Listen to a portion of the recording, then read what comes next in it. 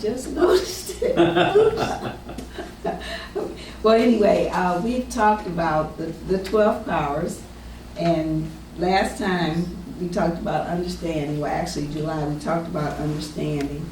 And the disciple that represents understanding was Thomas, and we said that he questioned everything, and he questioned the resurrection, and rather than be with the other 10 disciples, he went off by himself because he just couldn't handle any of it. So when he reappeared with the other disciples, Jesus came into the room.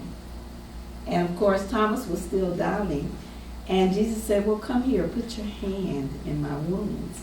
And that's what he did. And then he immediately understood. He got it right away.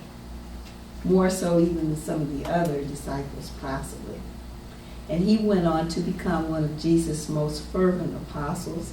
And there's also a book named The Gospel of Thomas, which was one of the Dead Sea Scrolls in the Nag Hammadi Library that was discovered after World War II.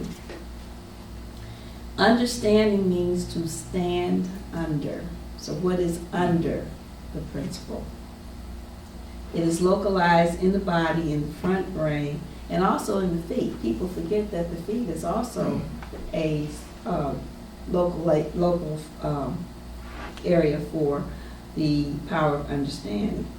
It is our ability to know, perceive, comprehend, and spiritually see. And the color associated with it is gold. And then the last time I was here, I talked about Matthew, who was formerly Levi, before he met Jesus. And he belonged to one of the most reviled groups in Egypt, and that was, he was a tax collector. And I meant to say Israel rather than Egypt. He had no doubt committed many a transgression because the tax collectors or publicans were not very nice people. And I talked about the two categories of tax collectors, one being the group that could have other people do their dirty work for them. But the type of tax collector that Matthew was, he was installed in a little office, and if you had taxes to pay, you had to go see him directly. So this made it even worse for the people who had to deal with him.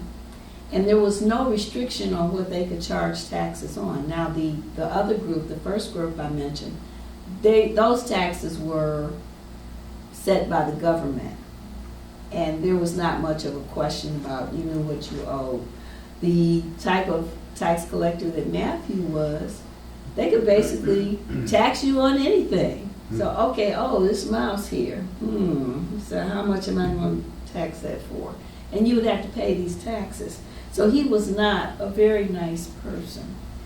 And then we ran into Jesus, and Jesus sees him sitting there in the tax office, and he says, follow me. And Matthew's probably looking around like, who is he talking to? Is he talking to me?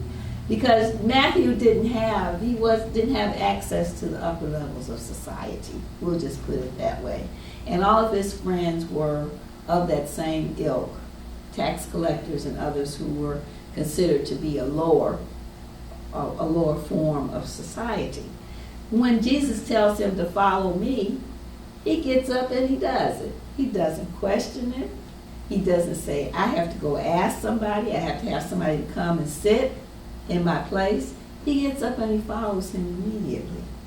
And he never regretted what he did. His actions were irreversible because there was no shortage of people who wanted to sit in the tax office because it was very lucrative.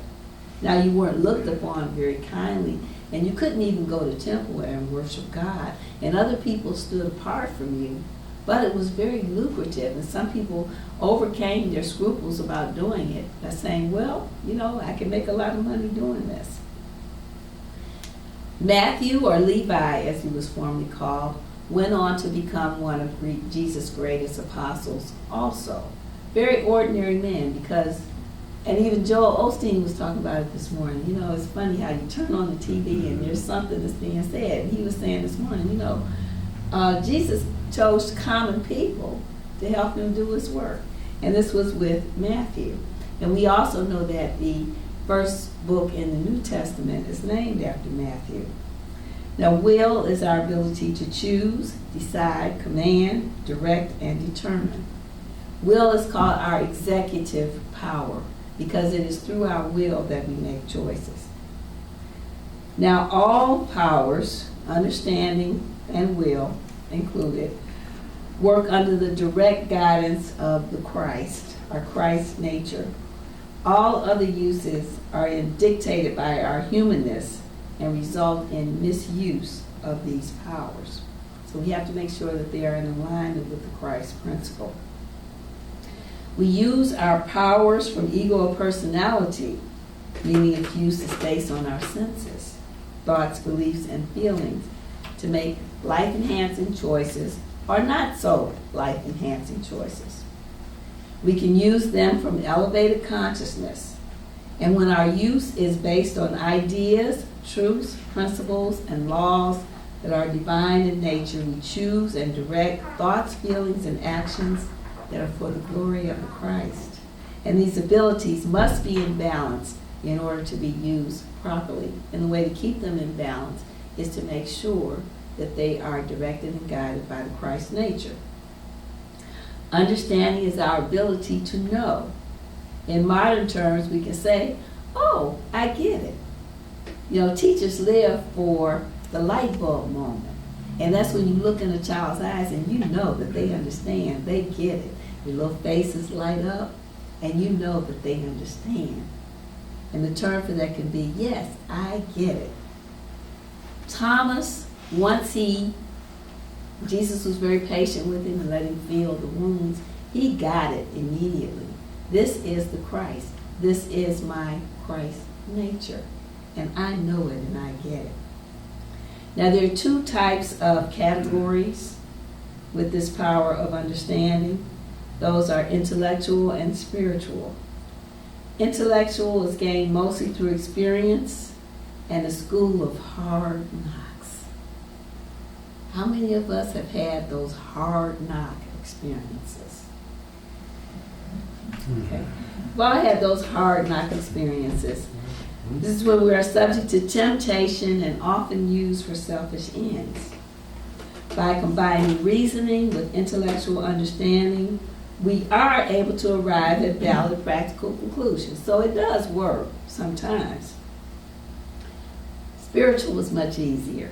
Spiritual is gained by investing time in the silence, which happens to be our unity principle number 4, prayer and meditation. Through prayer and meditation, we realize and we know that we are one with Spirit. It results from the quickening of our spiritual nature, our Christ nature. And this type of knowledge sometimes includes and always transcends intellectual understanding. So we can know all the facts and the figures, that's the intellectual understanding. But when we get it here in our hearts, that's the spiritual understanding. This knowing comes swiftly and arises out of the reasoning process. So Thomas knew. He just knew right away. It's a kid with a light bulb moment. He or she knows. And as I said, teachers live for that moment. And sometimes they can be far and few between, but they are worth it. The ability of understanding focuses on what we know and our ability to put that information into the proper context. Now, knowledge gained using the ability of understanding is more stable when it is based on divine ideas, principles, and laws. Spiritual understanding is the ability to comprehend the laws of thought as well as the relation of divine ideas to each other. This type of knowledge is unchanging because it is not based on the ever-changing relative realm, but on the immutable laws of spirit.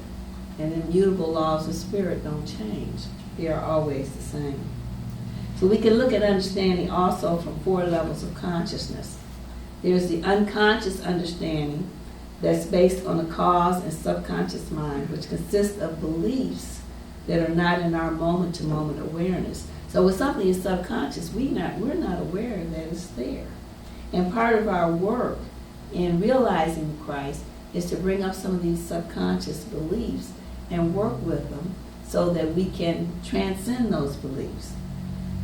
In the case of unconscious understanding, you could have a person who subconsciously believes that he or she is not worthy. And that's the modern day disease, low self-esteem. I'm not worthy, I don't deserve it. And a lot of us have that.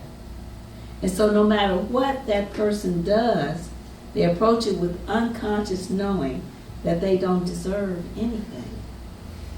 So we can pray and affirm for something, money or some object, but if we don't deserve that, we don't believe that we deserve it, we won't get it.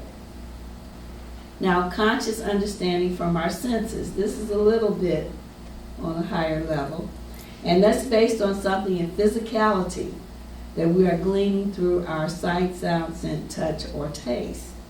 For example, after experiencing the impact of going out in the cold without proper clothing, a person knows what to wear next time. If they don't, they should, right?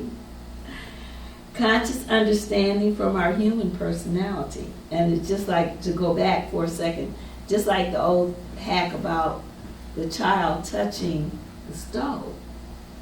You know, if you prevent the child from touching the stove, and we know how children are, they're going to try to touch it until they finally do. And then once they do, they know, well, this is not such a good idea to do that. So conscious understanding from our human personality is based on the thoughts, feelings, attitudes, and or beliefs held in human consciousness. Example, a person believes that he or she can become a doctor, and then they go about doing the research in order to know what needs to be done to become a qualified, board-approved physician. Same thing with any other profession or course of action. And the last one is our conscious understanding from our true identity, which is our Christ self or higher self. And this is based upon divine ideas, laws, and principles. This is when we perceive and comprehend that there is more to us than a physical body and an ego, and we understand what it takes to be our best person for Christ. We are spiritual beings having human experiences, not the other way around. Sometimes I know, it seems like we're human beings, period, with some of the experiences that we go through. But remember always that we are spiritual beings under the guidance and direction of the Christ.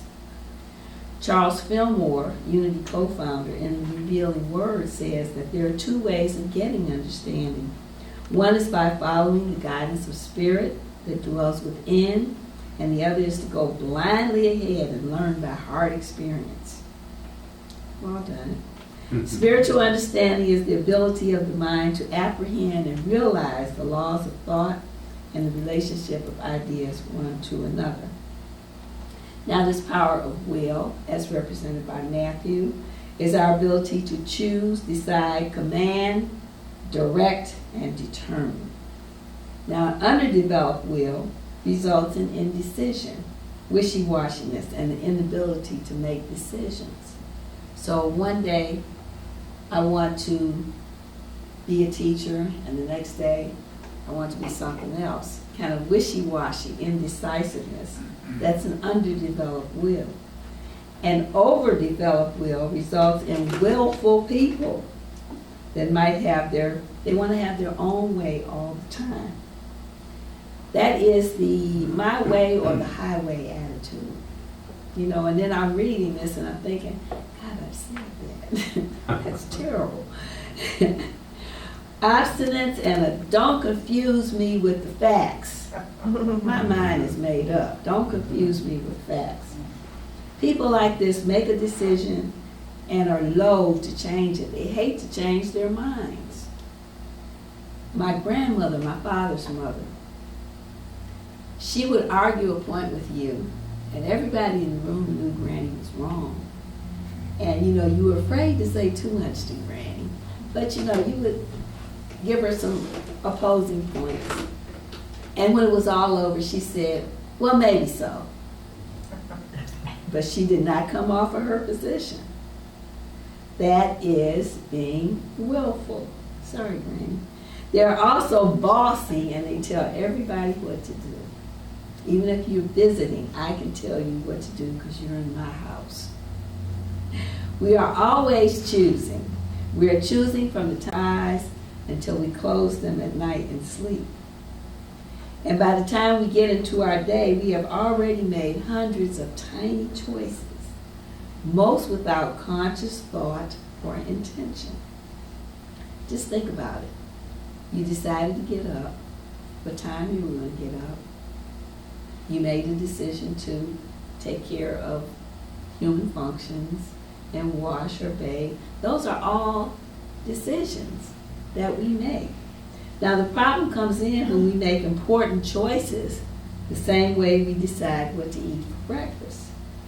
That's by default rather than by intention.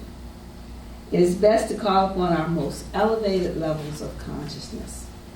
Now, making choices involves all of our 12 powers or abilities because they come into play in our choice making. However, the ability of will is the one we use to actually make the choice. That's why it's called the executive power. In addition to the ability to choose and decide, it is also the ability to command and direct. So the will is in charge in these things. It moves all the other powers into action because if you don't have the will to do something, so it determines, we choose things like what we believe, our faith, when, where, and for what we stay the course. So am I going to stay in this situation or am I going to leave? That's our strength. What we judge and when we apply what we know. That's the power of judgment. What we desire, need, require, or for whom we have the highest regard. That's love. What we master or have dominion over. That is our power. Of power, or they renamed it dominion in some cases. What we visualize is our imagination. What we know is our understanding. When and what we organize, sequence, or adjust, that's our power of order. What we are passionate about is zeal. What we deny or get rid of is elimination. And what we vitalize or enliven is life. In a broad and general way, life boils down to a series of judgment and choices. Judgment discerns, but will makes the choice. Judgment evaluates, will still makes the choice. Judgment discerns one choice from the other. Will makes the actual choice. This matter of choice is very interesting, and hopefully we all learn by experience over time how to make the wisest choices. And sometimes we don't. Sometimes we judge what is best in a situation and actually make a different choice. That's will in action, and we all have free will. The story of Princess Diana, when she was walking down the aisle, she said she knew she shouldn't be doing that. You know, we've all had experiences. I know I shouldn't have been doing that. But you go ahead and you go against your better judgment, and you use your will to make the wrong choice. And nobody's going to stop us because we do have that free will. So our divine power of will, though, is not to be confused with what we call God's will. By the way, God's will for us is always good.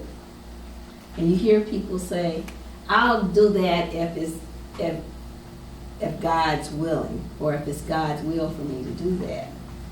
Well, God is always willing. Are you willing? And God's will for us is good.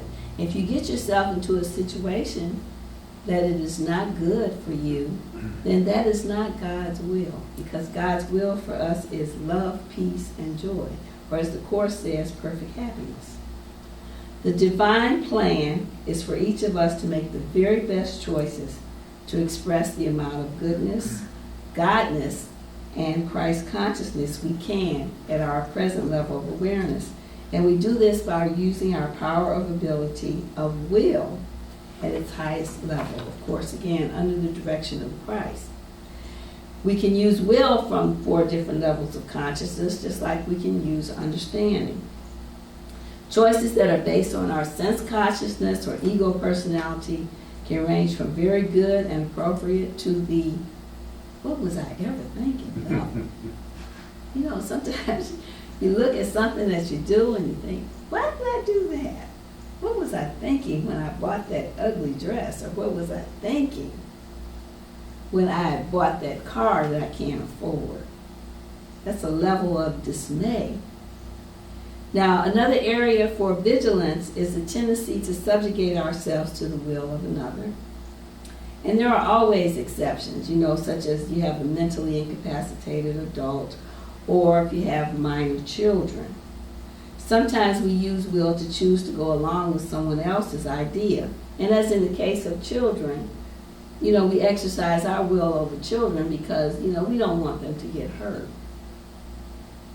Or as in the case of touching the stove, as painful as it is, we may let them do it because we know if they do it once, they're not likely to do it again.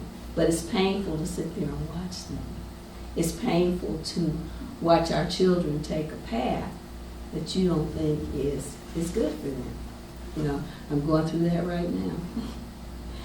Sometimes we use our will to cooperate with another person, but that's only if it's for our good.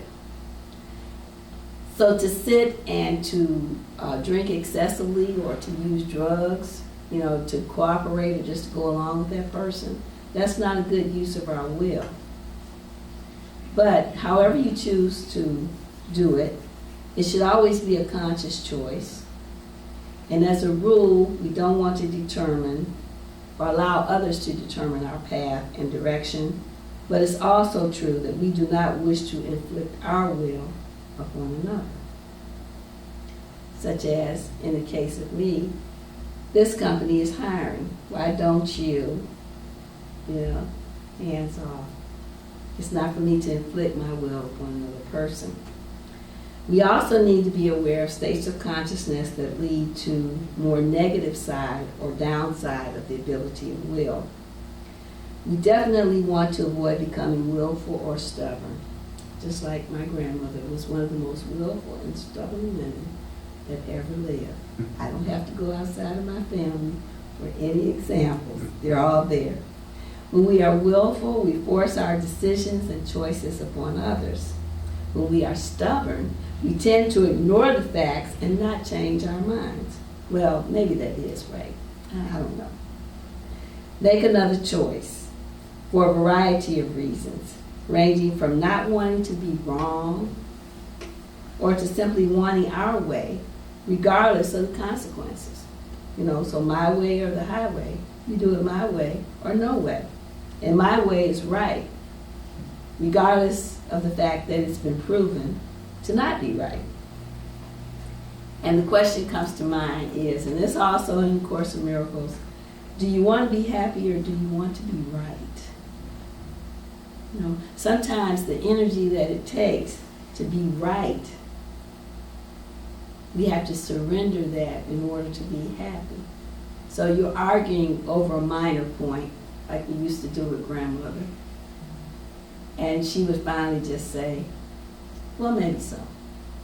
And at that point, you drop it. You don't continue to go on and continue to argue. So the ability of will at the 4 levels of consciousness, we have unconscious will, which is based on a cause in our subconscious mind that consists of beliefs that are not in our moment-to-moment awareness. Choices are made from unconscious, subconscious beliefs by default rather than a conscious choice.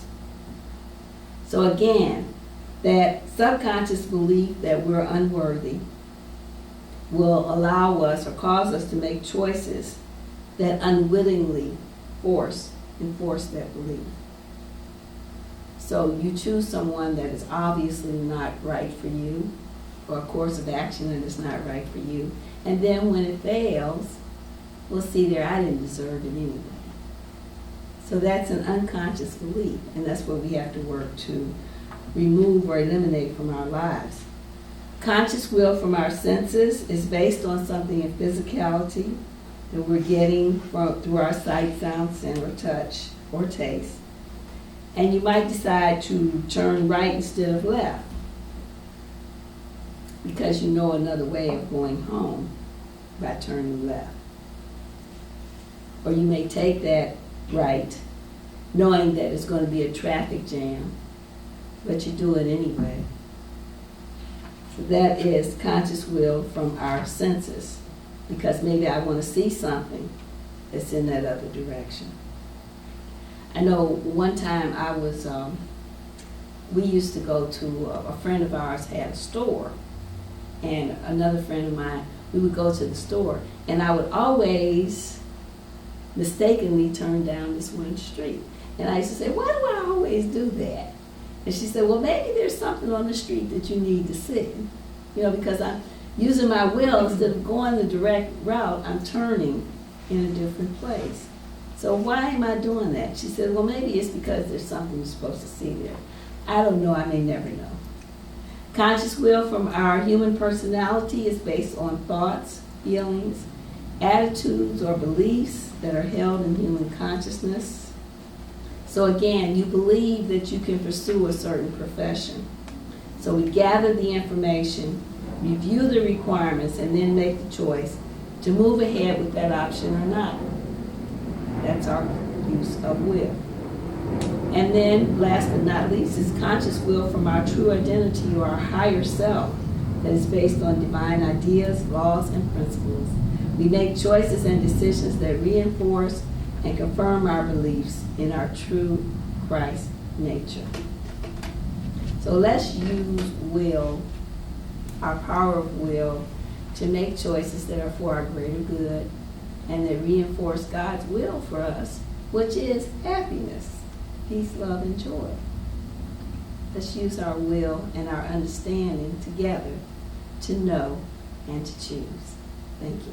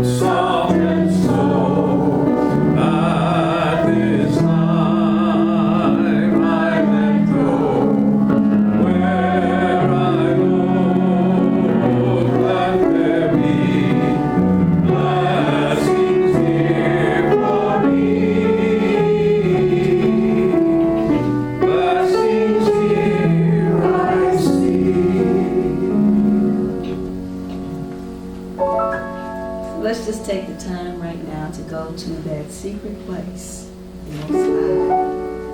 That place where we know that we are one with God. We get it. We know.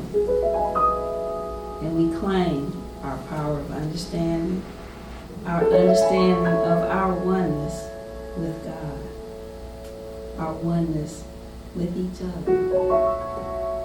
There is no separation when we understand our oneness. So now let's think about our power, ability of will. And we dedicate ourselves to using this ability to make choices that reflect the divinity, Christ's nature that lies within. I claim will now, divine will. And I choose to follow God's will for perfect happiness for me and all others. Understanding and will allows me to see and to know and to be one with my Christ nature I choose my Christ nature over ego, personality, sense consciousness, knowing that this brings about for me the highest and best. So let's just take a moment to understand and to know and to will God's will for us.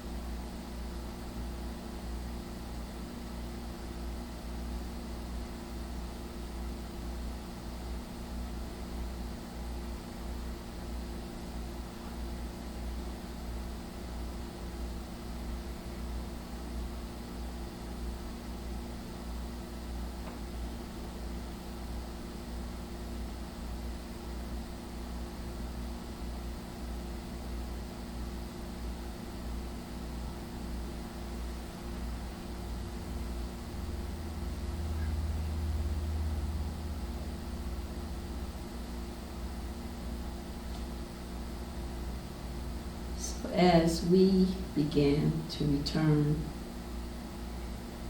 to this outer expression,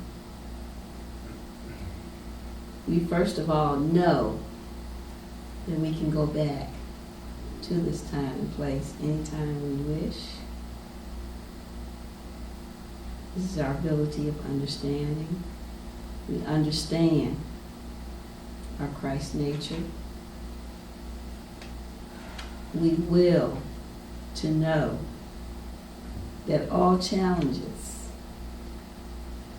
are for our greatest good and highest joy, regardless of what seems to be a struggle right now. We know that all is well and in divine order. We understand that all is well and in divine order, and we choose to look for the blessing in all situations and circumstances. And for all this we are grateful.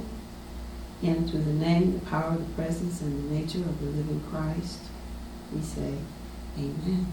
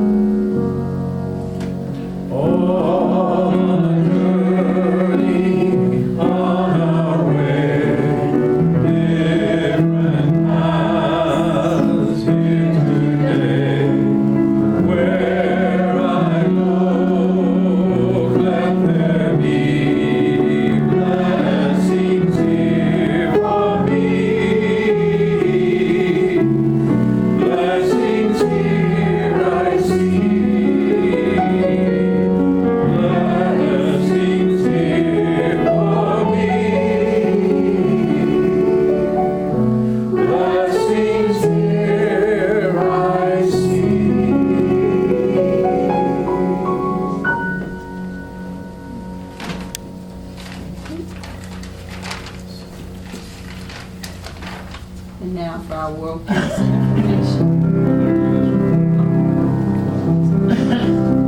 Our Father, which art in heaven, hallowed be thy name.